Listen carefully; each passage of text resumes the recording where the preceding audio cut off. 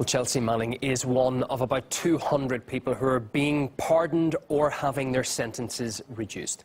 Now, the White House says Barack Obama has now granted more commutations than any other U.S. president. But that's not the only record the outgoing president has set. Mr. Obama has prosecuted 8 whistleblowers since he came into office, with WikiLeaks editor Julian Assange saying here the figure is twice as many as all previous American presidents combined.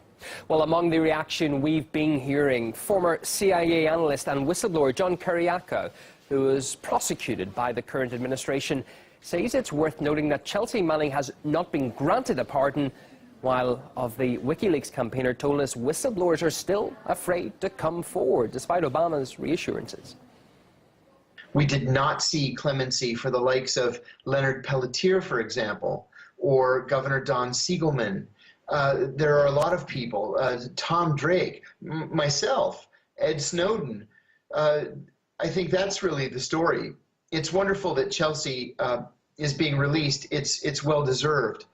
But this should not be seen as an across-the-board blanket amnesty or forgiveness on the part of this president. As far as I know, there have only been 3 whistleblowers prior and under all administrations to be charged with the Espionage Act. And they received far lesser sentences or no sentence at all.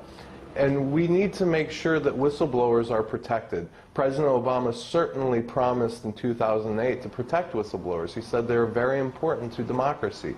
And I agree with him then. But to watch what has happened over the past 8 years is a travesty.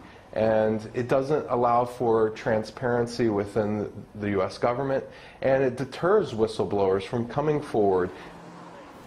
Well, our Washington correspondent, Guy Chichikan, has more on what might lie ahead for other whistleblowers now. The White House called what Manning did damaging to national security.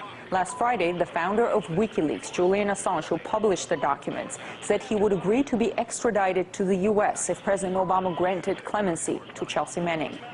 Meanwhile, the White House has drawn a distinction between Chelsea Manning and Edward Snowden, although both are 2 of the most prominent whistleblowers of our time. Chelsea Manning is somebody who went through the military criminal justice process, was exposed to due process, was found guilty, was sentenced for her crimes, and she acknowledged wrongdoing. Mr. Snowden fled into the arms of an adversary, and has sought refuge in a country that most recently made a concerted effort to undermine confidence in our democracy.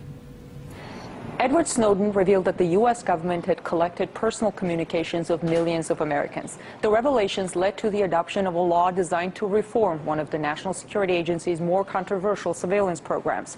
Over 1 million people have petitioned President Obama to pardon Snowden. The petition called Snowden a human rights hero and one of history's most important whistleblowers. According to the White House, however, Snowden himself has not submitted the required paperwork for clemency.